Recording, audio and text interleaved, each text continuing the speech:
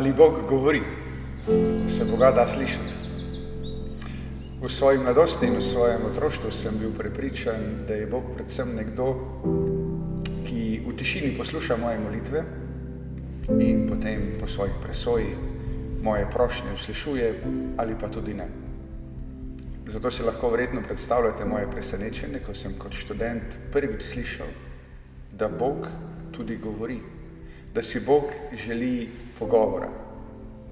Kot študent gozdarstva sem namreč spoznal najprej življenje svetega Ignacija Lojolskega in njegove duhovne vaje in s pomočjo teh duhovnih vaj in s pomočjo takrat duhovnega spremljanja sestre Štefke Logar počasi začel odkrivati, da Bog v resnici lahko spregovori po vseh dogodkih v mojem življenju, po ljudeh, po srečanjih, predvsem pa po svoji besedi, po Svetem pismu in kako preko vseh teh dogodkov Bog v meni, v mojem srcu, v moji notranjosti vzbuja različne vzgibe, preko katerih mi govori zaupanje, strah, mir, nemir, veselje, potrtost. V tistem času, vsaj tako ostaja v mojem spominu, se mi je zdelo, da mi Bog govori po vseh stvarih, po vseh dogodkih, po vseh izkušnjah.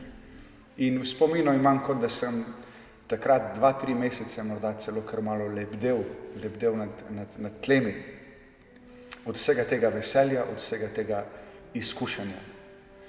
Precej hitro se je v meni pojavila tudi želja, če Bog res govori, želim vedeti, o čem govori, kaj mi ima zapovedati in na dolgi rok morda tudi, kam usmerja moj pot, kaj je zame pripravil.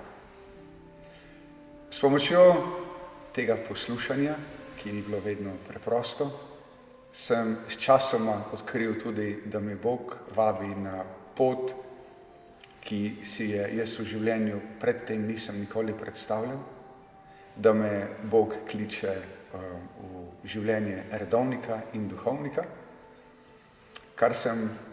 česar sem se takrat bal, potem pa odkril, da je pravzaprav to neka najgloblja želja v mojem življenju, ki je edina, ko jo uresničujem, ki me izpolnjuje in zadovoljuje.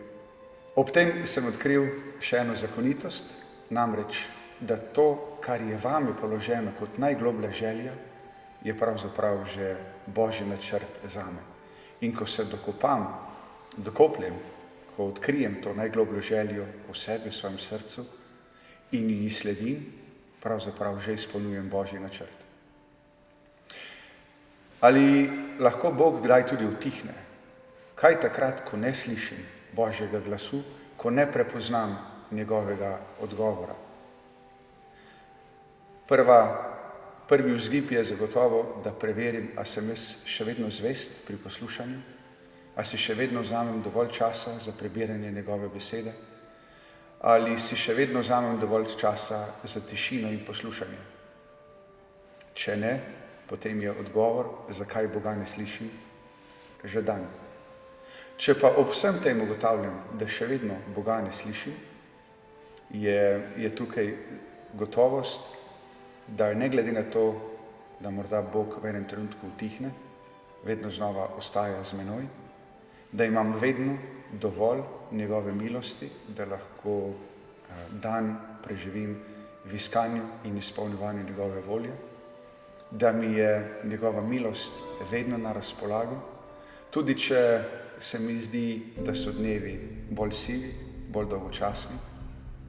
Imam gotovost, da je Bog že spregovoril in da, ko bo potrebno, bo zopet spregovoril. V vsem času, vmes, pa je potrebno le, da jaz ostajam zvest.